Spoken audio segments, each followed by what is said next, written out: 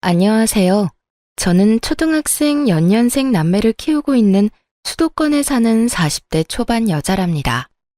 저는 집에서 혼자 영상 작업을 할 때가 많은데 이곳의 사연을 들으면서 일하면 진짜 시간이 잘 가서 매일 듣고 있답니다. 저는 결혼 생활을 하고 있지만 시댁과의 일이 좀 있었거든요. 그래서 여러분께 저의 이야기도 한번 들려드리면 어떨까 싶어서 이렇게 용기 내어 사연을 보내봅니다. 저는 결혼 전에는 작은 회사 사무직을 하다가 남편과 소개팅에서 만나 무난하게 결혼까지 하게 되었어요. 양가도 그냥 평범하게 비슷한 수준이었고 남편의 성격도 모나지 않고 화도 잘 안 내서 조용한 성격의 저와 잘 맞았던 것 같아요. 그렇게 회사를 관두고 연년생의 아이 2명을 키우다 보니 전업주부로 지낸 지 훌쩍 10년이 넘었죠. 남편의 연봉이 많은 건 아니라 저도 간간히 아르바이트도 했지만 아이들 때문에 오래 지속할 순 없었어요. 그냥 아이들 키우면서 집에서 살림해. 당신은 집에서 살림하는 거 좋아하고 또 남들보다 잘하잖아. 괜히 일한다고 나가서 도우미 쓰고 학원 보내는 돈이나 당신이 집에서 애들 키우는 돈이나 비슷해. 마음 편하게 살자고, 편하게. 그렇게 말해주니까 고마운데 그래도 애들 좀 더 크면 나도 일할게. 애들 교육비도 많이 들 거고 우리도 이제 전세 탈출 좀 해봐야지. 그래, 너무 스트레스 받지 마. 당신이 가사노동 하는 것도 월급으로 치면 많이 받아야 되는 거야. 남편이 이렇게 이쁘게 말을 해주니 그냥 돈이 모자라면 모자란 대로 저 나름대로 아껴가면서 살림을 꾸려나갔어요. 아이들 밥이나 간식도 사다 먹이는 것 없이 다 제 손으로 정성스레 만들어주려고 노력했고요. 남편도 다행히 이런 제 노력을 잘 알아줘서 살림하는 게 힘들어도 열심히 살았네요. 이런 저를 가장 힘들게 하는 건 말썽꾸러기 아이들이나 남편이 아닌 바로 시모와 동서였어요. 동서는 저보다 3살이 어렸는데 서울에서 살면서 대기업에 다니고 있어요. 그래서 저를 볼 때마다 한심하게 보며 형님인 저를 업신여겼답니다. 여기에 동서가 연봉 6천이라고 시모까지 동서랑 한 팀이 돼서 저를 얼마나 무시하는지 몰라요. 그렇게 자주 만나는 건 아니고 시부모님 생신이나 명절 때나 만나는데 만나는 날 일주일 전부터 얼마나 스트레스를 받는지 몸이 시름시름 아플 정도였죠. 어김없이 추석 명절이 돌아오고 있었는데요. 벌써 몇 년째 동서가 명절 당일 아침에 와서 제가 한 음식만 쏙 먹고 친정 간다고 오후에 갔거든요. 저는 시모가 저녁은 누가 차리냐고 난리를 쳐서 작년엔 친정에 가지도 못했어요. 이번엔 또 당하지 않으려고 명절 전전날에 동서한테 전화를 했답니다. 동서, 언제 올 거야? 이번엔 당일에 오면 안 돼. 난 내일 모레 점심때쯤 갈 거니까 늦어도 오후엔 와줘. 저 내일 모레에 아마 미팅 있을 수도 있어요. 그래서 확실하지가 않네요. 형님은 전업이라 시간이 많아서 한가하겠지만 저는 초 단위로 사는 사람이에요. 명절이라고 한가한 게 아니라고요. 아무리 그래도 명절까지 일을 한다고? 그럼 어머님한테 말씀드렸어? 나한테 또 혼자 음식 다 하라는 소리야? 동서는 같은 며느리 아니야? 어머님이 저한테 이미 저 편한 대로 오라고 했고요. 전 어차피 음식 잘 못해서 도움도 안 되잖아요. 형님이랑 어머님이랑 같이 하는 게 빠르죠. 벌써 몇 년째 얌체같이 명절 때 몸만 쏙 와서 밥만 먹고 가는 거 나 더 이상 못 참아. 내일 모레 꼭 오후까진 와? 모르겠네요. 저 지금 회의 들어가야 되거든요. 바빠서 끊을게요. 그렇게 통화는 끝났는데 끝까지 저를 무시하는 동서의 태도에 핸드폰을 든 손이 너무 열이 받아서 손까지 떨려오더라고요. 그리고 또 시모한테 불만인 게 저한테는 꼭 명절 전전날에 미리 내려오라고 해서 왕복 2시간 거리에 있는 시모의 친정 부모님의 산소에 가자고 하는 겁니다.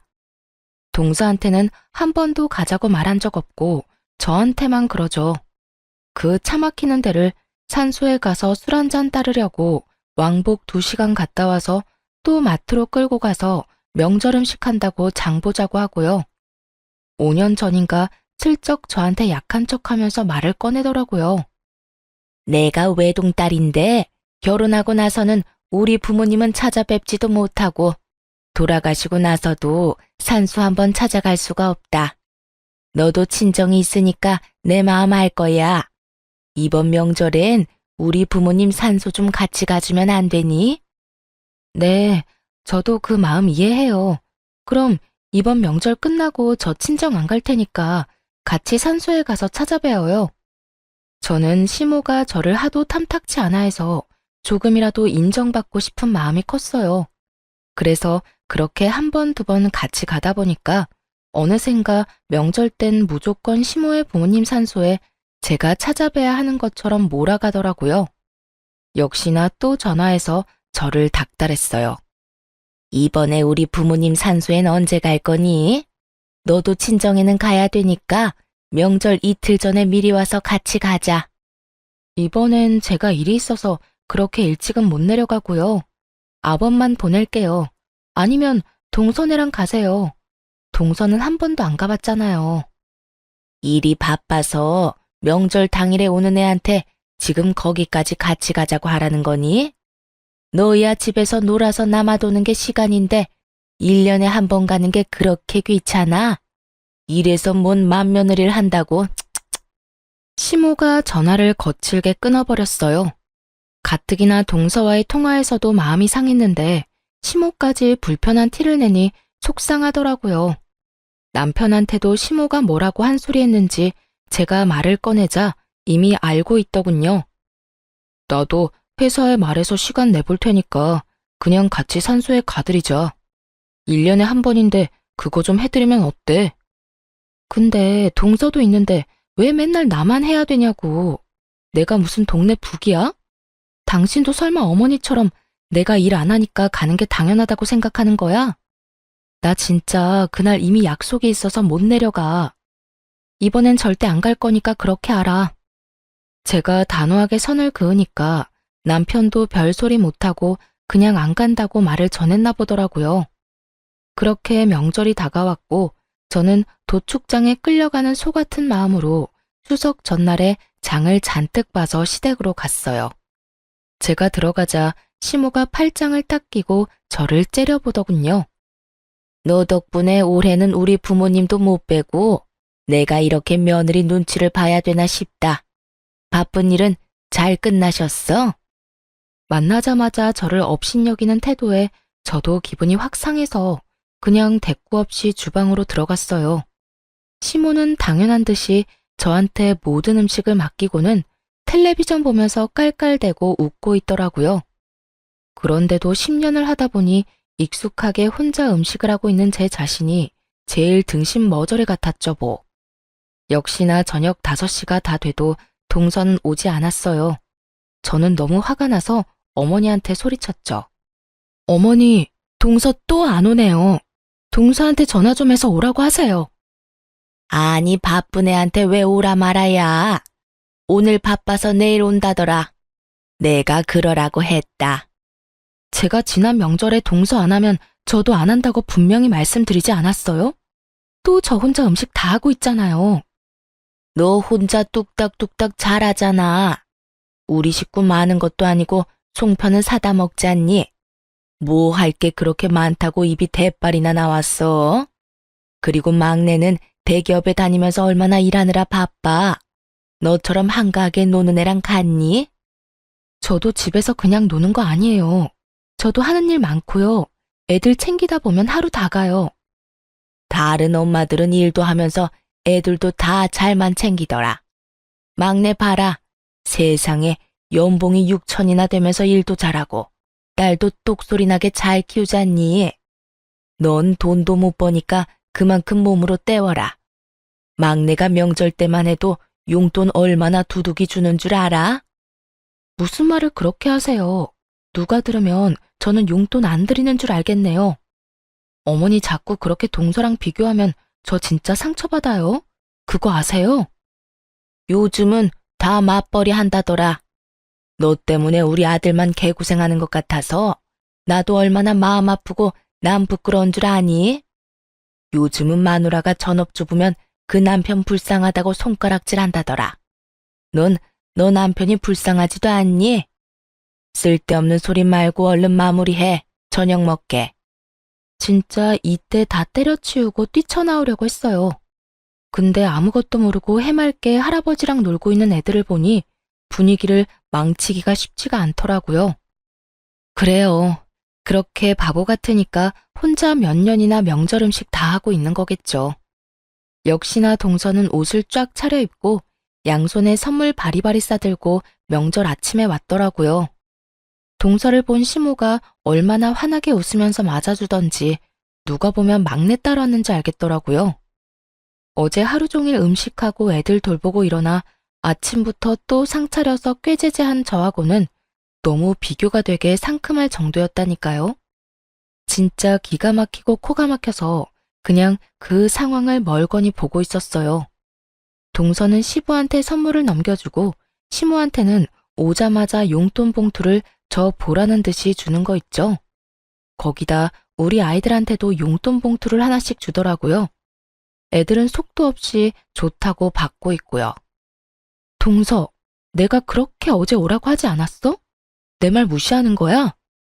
어머 형님, 진짜 미안해요.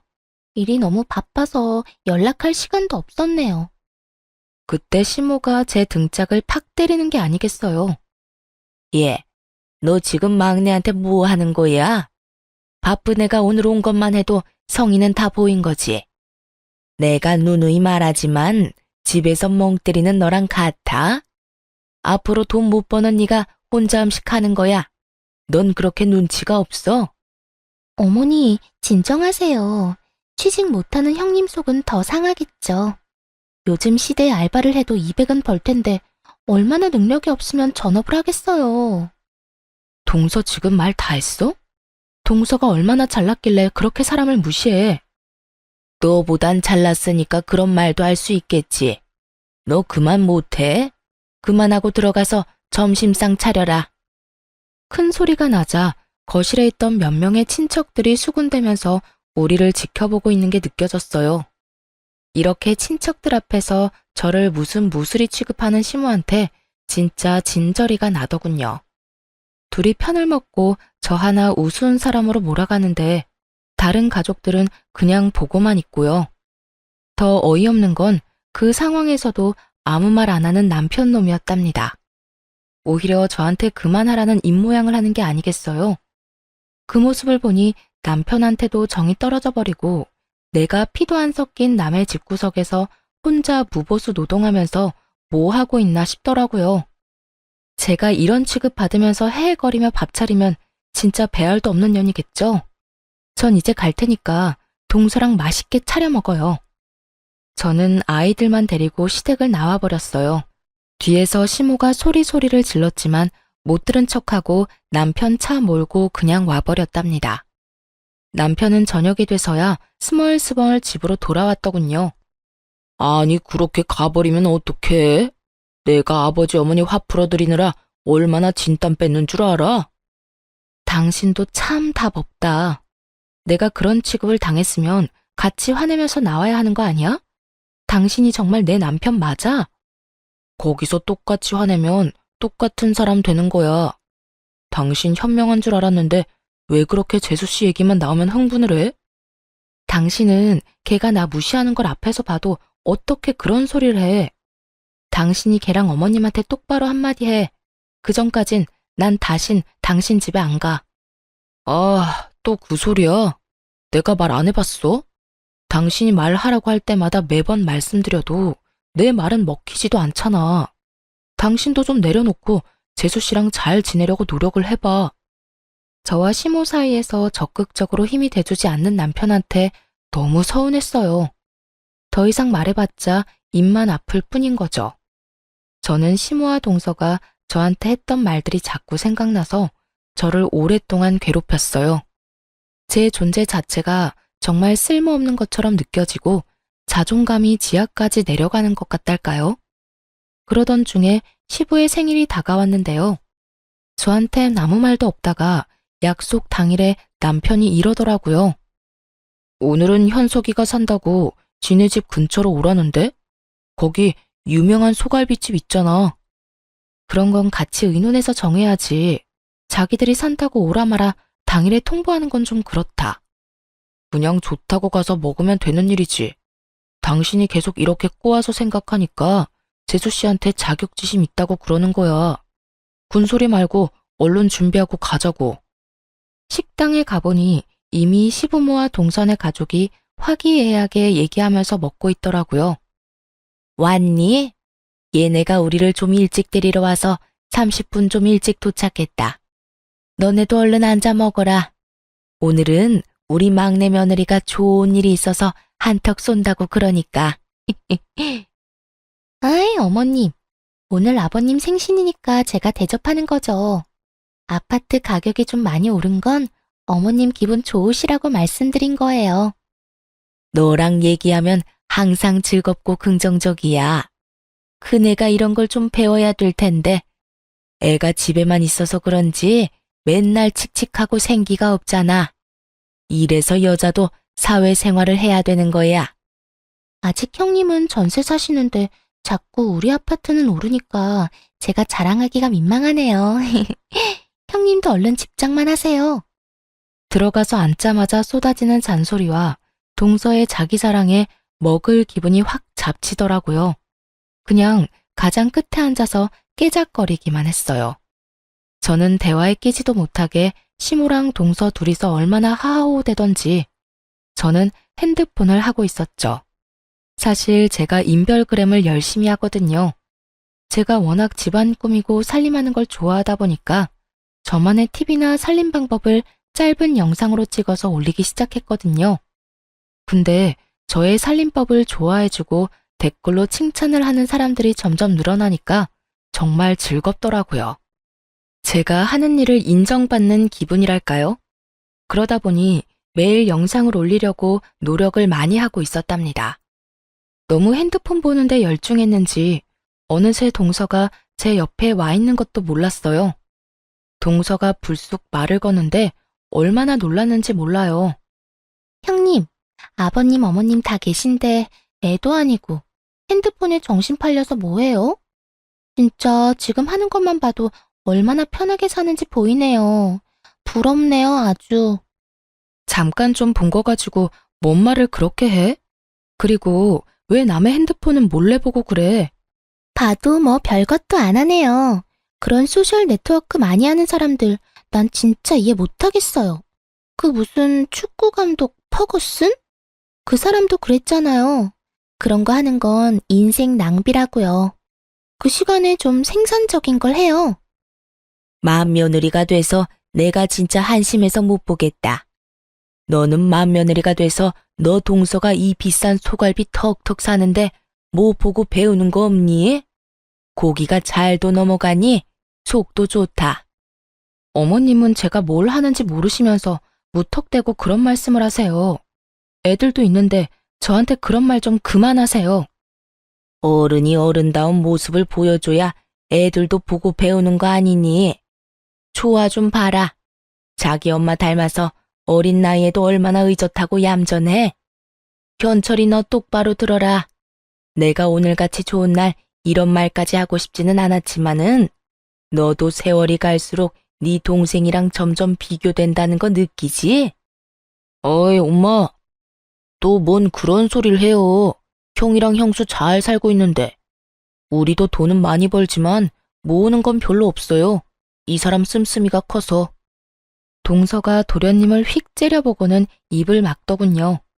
그런 모든 모습을 보고 있는 남편은 그냥 허허거리면서 보기만 하고요. 제가 그렇게 말을 했는데 또 가만히처럼 가만히 있으니 얼마나 열이 받겠어요. 제가 남편 옆구리를 푹 찌르니 그제야 한 소리 하더군요. 엄마, 이제 그런 소리 좀 그만해요. 뭐 그럼 이제라도 마누라를 바꿔요? 우리 잘 살고 있는데 엄마가 그런 소리 할 때마다 이 사람이 얼마나 속상해하는지 몰라요. 이제 좀 그만하세요. 우리 둘이 알아서 사는 거니까. 내가 보고 있으면 열통이 터져서 그런다. 다른 맏며느리들은 그냥 계절마다 비싼 옷을 척척 사다 주고 동남아며 호주로 여행도 보내준다는데 네가 능력 없는 마누라를 얻어서 맨날 벌어도 집 하나 못 사고 그 모양으로 사는 거 아니니? 아파트라도 하나 사놨으면 지금 네 동생네처럼 값이 많이 올랐을 거 아니냔 말이야. 능력이 없으면 돈이라도 잘 풀리던가. 어허 참, 이제 그만 좀 해. 좋은 마음으로 먹은 소고기 다 체하겠네. 그네도 네 어머니 말씀 너무 마음에 담아두지 말아라. 그만하긴 뭘 그만해요. 현철이 너 말 한번 잘 꺼냈다. 그래, 그렇게 미련하게 밥만 축내는 마누라 갖다 버리고 능력 있는 새 마누라 얻어라. 앞으로 살 날이 몇십 년인데 그게 낫겠다. 저는 시모의 독버섯 같은 말에 너무 화가 났어요. 더군다나 우리 애들도 그 말을 다 듣고 기가 푹 죽어서 제 눈치만 보고 있는 걸 보니 속에서 불이 치밀더군요. 우리 애들이 도대체 무슨 죄인가요? 저는 더 이상 참지 못하고 자리를 박차고 일어났어요. 그게 지금 손자들 있는 데서 할 소리예요? 어머니나 할 말 못할 말 구별 좀 하고 사세요. 네, 어머니 소원대로 내가 이혼해줘야겠네요. 앞으로 나는 그쪽 며느리 아니니까 앞으로 보지 말고 살자고요. 어머머, 얘가 이제 하다 시어머니한테 막말까지 하네. 능력 없으면 납작 엎드려서 잘못했다고 살 것이지. 네가 뭔데 인연을 끊자는 거야? 나 같은 며느리 필요 없다면서요. 근데 시모 대접은 또 받고 싶어요. 제일 좋아하는 막내 며느리나 옆에 끼고 평생 사세요. 난 이제 며느리 역할 그만할 거니까. 당신 진짜 이혼당하기 싫으면 당장 지금 일어나. 저는 아이들을 데리고 밖으로 나가버렸어요. 남편은 제 말이 무서웠는지 엉거주춤 따라 나오더라고요. 돌아가는 차 안에서 누구도 한마디도 하지 않았어요. 아이들도 눈치가 있는지 조용히 집에 가더군요. 집으로 가는 동안 제 핸드폰으로 시모의 전화가 계속 왔지만 받지 않았답니다. 집에 와서 한참 후에 남편이 제 옆에 쓱 오더군요. 엄마가 나한테도 전화 엄청 오셨어. 엄청 화나셔서 당장 전화해서 사과 안 하면 진짜 이젠 안 보신대. 이제 그만 사과드려. 내가 뭘 잘못했다고 사과를 해? 당신도 진짜 웃긴다. 내가 그런 수모를 당하고 있으면 당신 엄마 좀 당신이 알아서 막아달라고 했지. 그게 그렇게 어려워? 아까 식당에서 말씀드렸잖아. 그러지 말라고. 그렇게 친절하게 말해서 잘도 알아듣겠다. 나 진짜 당신 어머니랑 이제 인연 끊을 거야. 그거 싫으면 이혼해. 이렇게 살면 나 진짜 암 걸려서 죽을 것 같으니까. 내가 다음번엔 진짜 확실하게 말할게. 어떻게 가족 사이에 안 보고 살아. 나한테 가족은 나한테 상처 안 주는 사람이야. 나 정신병 걸리게 하는 사람들이 아니고. 나 진짜 당신이랑 이혼할 각오 되어 있어. 당신 가족들한테도 정 떨어졌고 와이프 하나도 못 지켜주는 남자랑 살면 뭐 하겠어? 그동안 바람막이 못한 당신 잘못도 커. 그니까 선택해. 나랑 이혼하던지 아님 당신 엄마랑 이제 인연 끊고 사는 거 받아들이던지. 남편은 말없이 제 눈을 바라보더군요. 제 결연한 진심이 느껴졌는지 남편도 그동안은 다른 진지한 목소리로 대답을 하더라고요. 당신 말 잘 알았어. 나한텐 당신이랑 애들이 내 소중한 가족이야. 앞으로 우리 어머니 안 봐도 상관없어. 당신이 그렇게 괴로우니까 안 보는 게 좋을 것 같아. 내가 앞으로 우리 어머니는 확실히 막을게. 많이 늦은 감이 있지만 그래도 남편이 그렇게 말해주니 고마운 마음이 들더라고요. 그리고 놀랍게도 그 약속을 하고 6개월 동안 시모의 연락을 철저히 막아주더라고요. 시모가 엄청 답답했는지 한 번은 주말에 집으로 쳐들어왔더라고요. 당연히 문도 안 열어줬을 텐데 하필 둘째가 벨소리를 듣고 나가서 할머니라고 문을 활짝 열어줬더라고요. 거실에 아이들과 함께 있던 저는 갑작스러운 시모의 등장에 진짜 동상처럼 얼어버렸죠. 너무 기가 막힌 게 시모가 저한테 달려오다시피 해서 제 등짝을 또 퍽퍽 때리는 거예요. 네가 감히 나를 물로 봐? 시어미가 전화해도 안 받고 인연 끊겠다고? 우리 손자들이 이렇게 있는데 내 새끼들하고 인연을 끊게 만들겠다 이거야? 이 못된 거사. 저는 벌떡 일어나서 시모의 손을 확 잡았어요. 어머니야말로 나한테 그렇게 상처 주고 동서랑 차별하는 거 미안하다고 해야 되는 거예요. 나한테 한 번이라도 고맙다, 미안하다 해봤어요.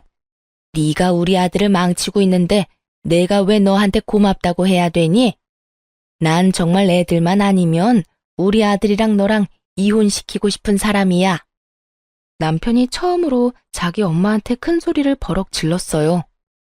왜 남의 집에 와서 소란이에요? 이 사람이 어머니 안 본다면 나도 안 보고 살 거예요. 나한테 가족은 애들이랑 내 처고 내가 지켜야 될 가족은 이쪽이에요. 더 이상 이 사람한테 상처 그만 주고 나가요. 계속 이런 식이면 나 진짜 엄마 안 봐요. 어머, 너 네가 어떻게 나한테 그런 말을 하니? 제가 너를 이렇게 망쳐놨어. 그렇지? 넌 사춘기 때도 나한테 싫은 소리 한 번 안 하던 애다. 여자 때문에 이렇게 변해? 당신도 그만 방으로 들어가. 내가 알아서 할 테니까. 너희들도 일단 방으로 들어가 있어. 시모는 자기 아들의 행동에 충격을 받았는지 멀거니 아들만 쳐다보고 있더군요. 남편이 저를 안방으로 밀어넣고 문을 팍 닫아버렸어요. 남편이 시모를 밖으로 나가게 하는지 고함 소리와 함께 소란스러웠어요. 곧이어 문이 쾅 닫히는 소리가 들렸답니다. 이제야 제대로 남편 역할을 해주는구나 싶었죠. 덕분에 설날 명절에도 우리 가족끼리 오랜만에 지방으로 여행도 가봤네요. 혼자 그 많은 전 부치고 음식하느라 명절 때면 기름에 찌들어 있었는데 이렇게 아이들과 호텔에서 맛있는 밥 먹으며 바다를 보고 있으니 가슴이 탁 트이는 것 같았답니다. 역시나 가장 좋은 건 시모와 동서를 안 본다는 거였어요. 시모랑 동서 목소리를 안 들으니까 마음이 한결 안정이 된 게 느껴졌어요. 그러는 와중에 제 인별그램 계정에도 놀라운 변화가 일어났답니다. 팔로워가 점점 많이 늘더니 조회수가 급속도로 폭발을 하더라고요. 그러다 보니 생활용품이나 가전회사에서 저에게 스폰서 제안이나 광고 요청을 해오기 시작했어요. 저는 아이들이 잠들고 밤을 새서까지 영상을 구상하고 찍고 편집해서 최선을 다해 제 일을 해나갔고요. 생각지도 못한 액수의 금액을 받게 되었죠. 여보, 이 광고 하나 영상 올렸다고 300만 원을 받았어. 진짜 이게 꿈인가 싶어. 어떻게 이럴 수가 있지? 그게 진짜야? 나는 한 달에 버는 걸 당신은 한 번에 벌었네. 이래서 다들 인플루언서인가 그거 하려고 안달인가 봐. 그런 대단한 사람이 우리 와이프라니 진짜 믿기지가 않는다. 당신 진짜 대단해. 수입이 기하급수적으로 늘어나는 것도 정말 신기하고 믿어지지 않았지만 제가 가장 감사하는 건 바로 저에 대한 긍정적인 반응들이었어요. 시모와 동서는 저를 돈도 못 버는 살림하는 식충이 취급을 했지만 제 영상에 댓글을 달아주는 사람들은 오히려 저의 살림 솜씨를 배우고 싶어 했거든요. 시모한테 상처받았던 마음이 얼굴도 모르는 많은 분들의 따뜻한 댓글에 치유가 되는 기분이었어요. 어떨 때는 감동적인 댓글을 몇 번이나 읽으면서 눈물을 흘리기도 했답니다. 점점 광고 영상을 많이 찍게 되면서 제 얼굴도 노출되게 되니까 자연스럽게 외모에도 신경을 쓰게 되더라고요. 머리도 하고 피부 관리도 꾸준히 받고 옷도 명품으로 사서 입으면서 제 자신을 좀 더 발전시켜 나갔어요.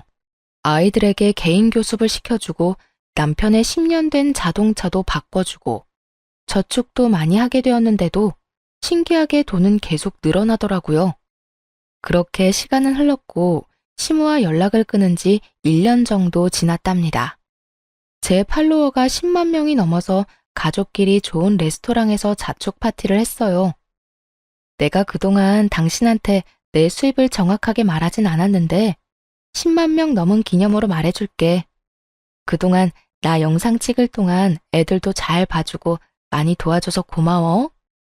우리 와이프님이 차도 사주시고 나보다 돈 잘 버는데 왜 좋아하는 건 당연하지. 당신이 진짜 고생 많았어. 진짜 대단해. 한 달에 광고에 따라서 수입은 좀 다른데 대충 평균적으로 1,000만 원에서 2천 정도야. 남편이 충격을 받았는지 말도 못하고 입만 떡 벌리고 있더군요. 그게 정말이야? 당신 진짜 대단하단 말밖에 안 나온다. 내 연봉의 몇 배야? 나 그만두고 당신 매니저나 할까? 으이그 장난치기는. 혹시라도 회사 관두기만 해. 그나저나 이제 곧 당신 어머니 생신 아니야? 내가 좋은 레스토랑에서 대접한다고 전해. 진짜야? 이제 다시 왕래하고 지내려고? 며칠이었지? 당일로 약속 잡으면 되지? 다시 연락하고 그러는 거 아니니까 설레발치지 말고 그냥 생일 전 주말로 잡아. 비싼 데니까 오든지 말든지 당사자들이 결정하라고 하고 시간은 내가 다시 알려줄게. 남편을 통해서 장소와 시간을 알려줬고 우리 가족은 당일날 미리 가서 룸에 앉아 있었어요. 서울에서도 예약하기 힘들다고 손꼽히는 호텔 안의 레스토랑이라 동서라면 내키지 않아도 무조건 올 것 같다는 예상을 했답니다. 동서 정도라면 1년 전엔 예약해야 원하는 날짜로 예약할 수 있을 테니까 말이죠. 동선의 가족과 시부모가 동시에 들어오더라고요. 시부모는 고급진 분위기에 좀 놀란 듯 보였어요. 동서는 입을 삐죽이면서 들어오더라고요. 달라진 제 모습을 보고 놀랐는지 흠칫하더니만 곧 비꼬는 말투로 입을 놀렸죠. 1년 동안 코빼기도 안 비추더니만 이런 데는 어떻게 알고 올 생각을 했대요? 아하, 이제 알겠네. 뭐 복수라도 하려고 1년 전에 여기 예약해놓은 거죠? 보통 예약하기 힘든 데긴 한데 여기 대표님하고 인연이 좀 있어서 예약하는데 오래 걸리진 않았어. 저번 주에 말씀드렸나 그랬지. 말도 안 돼. 형님이 여기 대표를 어떻게 알아요? 방송에도 나오는 유명인사 아니에요? 그동안 거짓말 많이 늘었네요. 옷도 보니까 명품 짝퉁으로 쫙 빼입고 오고. 그런다고 호박이 수박되고 짝퉁이 명품으로 보이는 줄 알아요? 그래? 그렇게 신경 써서 입은 건 아닌데 동서 눈에 이쁘게 보였나 보네. 고마워. 예전 같으면 가시도 친 동서의 말에 발끈하거나 상처를 받았을 텐데 참 이상하게도 오히려 빽빽대는 동서가 귀여워 보였답니다. 제 자신조차도 저의 이런 심경 변화가 놀라웠어요. 제 자존감이 올라가고 여유가 생기니까 진짜 아무런 타격도 받지 않더라고요. 동서야말로 그런 제 반응에 더 발끈하는 게 눈에 보였어요. 참나, 1년 동안 형님 대신 명절 음식에 제사 음식 하느라 내가 얼마나 힘들었는지 알아요? 사람이 도대체 양심이 있는 거예요? 일하느라 바빠 죽겠는데 내가 명절 음식까지 해야 되냐고요. 어머님이랑 동서가 그러지 않았어? 돈 못 벌면 몸으로 때우는 거라고. 동서가 나보다 덜 버니까 당연히 동서가 해야지. 안 그래? 형님이 나보다 돈을 더 벌게 됐다는 거예요? 뭔 말도 안 되는 소리야. 평생 월 200도 못 벌던 사람이. 현실이 너무 힘들어서 머리가 어떻게 된 건 아니죠? 동서가 도대체 영문을 모르겠다는 표정으로 저를 째려보더라고요. 이에 질세라 시모도 한마디 거들더군요. 네가 드디어 정신을 차렸나 보구나. 이런 비싼 데에서 내 생일도 챙긴다니. 그동안 네가 얼마나 큰 죄를 지었는지 이제야 알겠어? 내가 네 성의를 생각해서 오늘 오긴 왔다만 이걸로 끝은 아니다. 밥 먹고 집으로 가서 제대로 무릎 꿇고 빌어라. 1년 만에 시모의 째지는 목소리와 저를 노려보는 눈빛을 보니 예전에 제가 생각나 울컥 화가 치밀었어요. 하지만 자리가 자리인 만큼 시원한 복수를 위해 말을 아꼈답니다. 그때 레스토랑의 대표님이 룸으로 들어왔죠. 미니 씨, 저번 주에 만나고 또 뵙네요. 집사람이 미니 씨가 가족 모임 한다고 꼭 자리 만들어야 한다고 해서 제가 아주 애 많이 썼습니다. 대표님, 정말 감사해요. 일주일 전이라 사실 기대 안 하고 말씀드려봤거든요. 미니 씨 같이 유명한 분이 오시는데 당연히 환영입니다.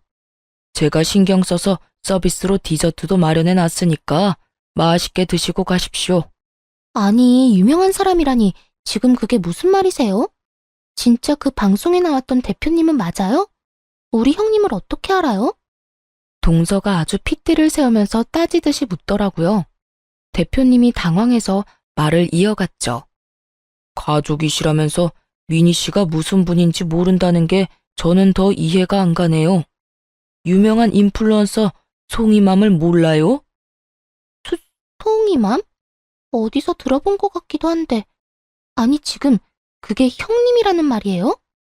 동서는 다급하게 핸드폰을 꺼내서 확인을 해보더군요. 역시 살림과는 담쌓고 살아서 그런지 제가 활동하는 분야는 전혀 모르고 있었더라고요. 이 짜릿한 복수의 날을 위해서 오히려 잘된 일이라고 해야 할까요? 10만 팔로워를 가진 송이맘의 얼굴이 저라는 걸 확인한 동서의 얼굴이 보기 좋게 일그러졌답니다. 왜 그래 동서? 얼굴이 푸르댕댕한 게 아직 뭐 먹지도 않았는데 꼭 체한 것 같네. 괜찮아? 아니, 형님이 진짜 이 송이맘이랑 같은 사람이란 말이에요? 도대체 언제부터요? 동서가 소셜 네트워크는 인생 낭비라고 나한테 홍계실 할 때도 이미 하고 있었지? 근데 내가 이렇게 잘 되고 보니까 꼴랑 연봉 6천만 원 받으려고 새벽부터 밤까지 꿈도 없이 목표도 없이 사는 동서야말로 인생 낭비하는 게 아닌가 그런 생각이 드네. 동서가 충격을 받아서 의자에 털썩 주저앉더라고요. 어떤 상황인지 머리 굴려대던 시모가 나한테 다가와서 말을 걸더군요. 그러니까 그네가 요즘에 돈을 그렇게 많이 번다는 유튜버인가 뭐 그런 거란 말이야? 이건 유튜브는 아닌 것 같은데 어쨌든 돈을 잘 번다 이거지? 얼마나 많이 버는데? 얘, 옆에 앉아서 얘기 좀 들어보자. 동서는 내가 얼마 정도 벌 것 같아? 연봉 6천이면 한 달에 얼마지? 꼴랑 500도 안 되네? 어머머, 그럼 네가 그거보다 더 많이 번다는 거니? 어쩐지 얘가 집에서 워낙 살림을 꼼꼼하게 잘한다 했더니 그런 거에 타고난 거였네. 안 그래도 내가 그네 집에 가보면 얼마나 정리가 잘 되어 있던지 혼자 놀랐던 적이 한두 번이 아니야. 시모가 어느새 제 옆에 착 붙어 앉아서 싱글싱글 웃고 있는데 진짜 역겹더라고요. 백년 묵은 여우같이 바로 태세 전환을 하는 꼴이라니. 나이 들어서 사람이 이렇게 취해도 되는 건가요? 하긴 동서는 한 달에 500 정도 벌어서 명품 같은 거 자주 살 수는 없겠다. 생일 때나 마음 먹고 한 개 할부로 사고 그러는 거 아니야? 그러니까 이 옷이 진짠지 짝퉁인지 구별도 못하지. 이 가방은 로고가 드러나는 게 아니라 아예 전혀 몰랐겠다. 명품 보는 안목 좀 키워야겠다, 동서. 아직도 충격에서 벗어나지를 못했는지 동서는 제 말에 대꾸도 못하고 눈알만 굴리고 있더라고요. 그 꼴을 보는 게 얼마나 통쾌하던지. 진짜 10년 묵은 체증이 다 내려가는 것 같았어요. 어머님이 제가 살림을 잘한다고 생각했다니 진짜 놀랐네요. 처음 듣는 말인데 말이죠. 맨날 집에서 밥만 축내는 식충이라고 무시했잖아요. 근데 내 영상이랑 글을 좋아해주는 사람들 덕분에 집에서 편하게 놀면서 월에 1,000에서 2,000은 꾸준히 버네요. 거기다 여기 대표님처럼 좋은 분들도 많이 알게 되고요. 뭐? 2천? 진짜 한 달에 2천을 번단 말이야? 세상에, 세상이 진짜 요지경이네. 일을 안 하고 그렇게 많이 번단 말이야? 우리 맏며느리가 아주 성공했네. 성공했어. 경사 났네, 경사 났어. 시모가 한바구음을 지으면서 아주 어깨춤이라도 출 기세였어요. 그 꼴을 보니 앞으로 보게 될 시모의 표정이 어떨지 아주 기대가 되더라고요. 나는 네가 이렇게 잘 될 줄 알았다. 뭐 하나를 해도 아주 꼼꼼하게 잘하고 그러잖니. 내가 그동안 서운하게 했다면 오늘 이 자리에서 얘기로 다 풀어보자. 내가 너한테 모진 소리를 한 거는 다 너 잘 되라고 그런 거야. 결국엔 이렇게 잘 됐잖아. 거기에 내 공도 있는 거다. 그럼요. 어머니 역할이 아주 컸죠.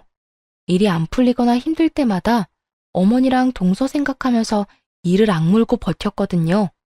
꼭 잘 돼서 두 사람이 환장하는 꼴 제대로 보고 싶었거든요. 얘 큰애야. 무섭게 그게 무슨 말이니? 내가 앞으로 너한테 아주 충성을 하면서 잘하마. 내가 도와줄 거 있으면 다 말해. 내가 다 도와주마. 그리고 둘째 너도 형님한테 싸가지 없게 대한 거 얼른 사과하지 못해?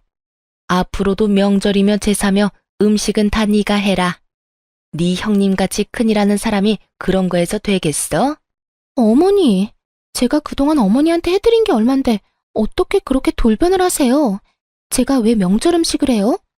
이 집구석이 뭐가 그렇게 대단하다고 며느리가 무슨 봉인 줄 아나. 저도 형님처럼 안 보고 살면 그만이고요. 저도 편해요. 아님 이참에 아예 이혼해버릴까 봐요. 어차피 이 인간 버는 대로 족족 써서 모은 돈도 없다고요. 내가 그동안 말을 안 해서 그렇지 내 속을 누가 알아? 아니 이게 그동안 오냐오냐 해줬더니 어디서 큰 소리야? 얘 큰애야. 이런 싸가지 없는 애는 그러려니 해라. 저런 애 안 보고 살면 그만 아니니? 그치? 시모는 어떻게든 저를 붙잡으려고 아주 애원을 하더라고요. 동서는 저한테 지기 싫어서 이를 악물고 있고 말이죠. 그래서 마지막으로 강력한 한 방을 날려줬죠. 난 당신들 다시 볼 생각 죽어도 없거든요. 아, 그리고 동서가 죽기 전에 살아보고 싶다던 그 아파트 있잖아. 우리 거기 자가로 사서 나 거기 살아. 우리 사이에 직접 초대는 좀 그렇고 내 계정에 집 사진도 많이 올리니까 보고 싶으면 거기서 보던가. 말도 안 돼. 거기가 얼마나 비싼 데인데 나도 아니고 감히 형님이 살 수가 있어? 진짜 아무리 생각해도 어이없네. 형님이 나보다 공부를 잘했어요. 좋은 대학을 나왔어요. 대기업에서 일한 적이 있어요? 이건 진짜 사기야, 사기. 그러게 말이야. 세상이 참 재미있더라고. 근데 나도 동서가 회사에서 일하는 것보다 더 열심히 했어. 동서는 이 분야를 잘 모를 수도 있는데 과연 동서가 나처럼 해서 돈을 100만 원이라도 벌 수 있을지 모르겠네. 동서가 얼마나 분한지 눈물까지 보이는 것 같더군요. 제가 가방을 들고 자리에서 일어서자 시모가 화들짝 일어나 제 손을 부여잡고 불쌍한 표정을 짓기 시작했어요. 우리 맏며느리가 얼마나 착한지 내가 잘 안다. 이 못난 시엠이 한 번만 용서하고 다시 한 가족으로 잘 지내보면 안 될까? 내가 이렇게 무릎이라도 꿇으마. 놀랍게도 시모는 제 앞에 무릎까지 꿇고 두 손까지 싹싹 빌기 시작했답니다. 그걸 본 남편도 너무 놀란 표정이었고 아이들 보기에도 좋지 않아 저는 이만 이 자리를 파야겠다고 생각했죠. 내가 그쪽한테 10수년 동안 받은 상처가 얼마나 깊은데 그까짓 입 발린 소리로 용서가 되겠어요? 그냥 난 우리 가족이랑만 잘 살 테니까 괜히 아들한테 연락하고 그러지 말라고요. 저는 애들을 챙겨서 나갈 준비를 했답니다. 그러자 동서도 제 손을 덥석 잡고 울먹거리기까지 했죠. 형님, 제가 너무 생각이 짧았어요. 앞으로 제가 형님으로 깍듯이 모시면서 잘할게요. 그만 노여움 푸세요. 네? 가족 좋다는 게 뭐예요? 난 너한테 당한 모욕들만 생각하면 이대로 끝내는 것도 아쉬울 정도야. 근데 이제 너 같은 건 전혀 내 인생의 손톱의 때만큼도 영향을 못 준다는 걸 너무나 잘 알아. 우리가 같이 밥 먹을 사이는 아니잖아? 내가 이미 계산 다 했으니까 디저트까지 맛있게 먹고 가. 네가 여기 또 언제 와보겠어? 저는 그렇게 아이들과 남편과 함께 레스토랑을 나와버렸답니다. 나중에 대표님한테 듣기로는 역시나 디저트까지 싹싹 긁어먹고 갔다고 하더라고요. 남편한테 다시 한번 시모와 연락하지 않겠다는 다짐을 받았고 남편은 시모의 연락을 칼같이 차단하고 있답니다. 동서는 제 계정을 자주 보는지 제가 올리는 영상마다 우리 형님 최고라는 둥 기가 막힌 댓글을 달고 매일같이 잘못했다는 내용의 메시지를 보내고 있어요. 물론 보지 않고 다 지워버렸죠.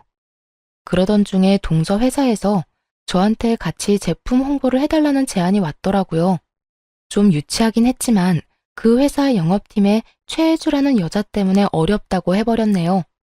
대기업은 평판 같은 게 좀 중요하다면서요. 결국 홍보팀에서 말이 흘러나가서 동서한테 전해졌던 모양이에요. 염치도 없이 저한테 수도 없이 전화를 하더라고요. 전화를 안 받으니까 남편한테까지 전화가 왔더라고요. 옆에서 듣는데 동서가 전에 들어보지 못한 친절한 목소리로 이러더라고요. 형님, 한 번만 바꿔주시면 안 될까요? 제발요. 딱 한 번만요. 드릴 말씀이 있어요. 그 꼴이 가짜나서 전화를 받아봤어요. 얼마나 간드러진 목소리로 말을 하던지요. 형님, 이제 추석인데 안 오실 거예요? 제가 음식 다 할 테니까 이제 그만 화 푸시고 왕래하시면 안 돼요? 아니면 제가 형님 댁으로 명절 인사 갈게요. 형님 드리려고 엄청 비싼 한우 세트도 사놨어요. 내 계정에 하루에 몇 번씩이나 들어와서 염탐하던데 아직 몰랐어? 나 한우 세트 이번에 대여섯 개 선물로 받은 사진 올렸거든. 그거 그쪽이나 먹어. 형님, 아무리 미워도 우린 가족이잖아요. 형님한테 사과를 하고 싶어도 만나줘야 하죠. 제가 메시지도 엄청 보내는데 답도 없으시고 진짜 서운해요, 형님. 그리고 우리 회사에다가 혹시 제 얘기하셨어요? 그건 또 뭔 말이래? 네가 나한테 준 수모가 고작 미안하다는 한마디로 다 괜찮아질 일이야? 참 낯짝도 두껍다. 이제 곧 인사고과 있는데 회사에 저에 대한 안 좋은 소문이 나와서요. 제가 형님 남편이랑 바람이 났다느니, 제가 고등학생 때 형님 왕따를 시켰다느니, 진짜 말도 안 되는 소리라 너무 기가 막히죠? 아무래도 형님이 우리 회사랑 같이 일을 좀 해주시고 해명도 좀 해주시면 정말 감사할 것 같아요. 내가 들어줄 거라고 생각하고 말하는 거 아니지? 그동안 너 잘난 맛에 살았는지 몰라도 앞으론 좀 너도 당해봐. 내가 힘 닿는 데까지 너 망하라고 평생 고자 지내줄 테니까. 그렇게 전화를 끊어버린 이후로 그쪽 인간들과 연락한 적은 없어요. 동서에 대한 소문하고 그동안 회사에서 해왔던 싸가지 없는 행실 때문에 그렇게 기다렸던 승진도 물 건너갔다고 하더라고요. 저는 지금도 제 인별그램 계정 잘 운영하면서 아주 바쁘게 지내고 있답니다. 남편은 제가 이제 가장이라면서 매일 가장님이라고 부르며 장난치듯이 떠받들어주는데 기분이 나쁘진 않네요.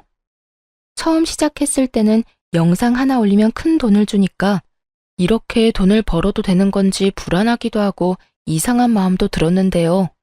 이젠 많이 익숙해졌고 소속사도 생겨서 더욱 안정적으로 운영을 하고 있답니다.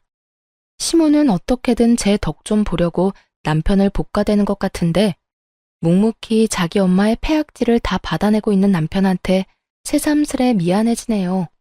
그래도 저는 절대 시모와 동서와 다시는 상종하지 않을 거예요. 누군가는 저한테 운이 엄청 좋았다고 말하기도 하고 질투 섞인 비아냥을 보낼 때도 있고요. 그럼에도 불구하고 저는 제가 잘하는 일을 찾아서 무언가를 새롭게 만드는 일을 하게 된 것이 정말 자랑스럽고 즐겁답니다. 여러분도 대단한 게 아니어도 다른 사람보다 분명히 나은 점이 있을 거예요. 안 된다고 생각하지 말고 무슨 일이든 한번 해보자는 마음으로 도전해 보시라고 말씀드리고 싶어요. 제 사연을 들어주신 모든 분들 정말 감사하고요. 항상 건강하시기 바랍니다.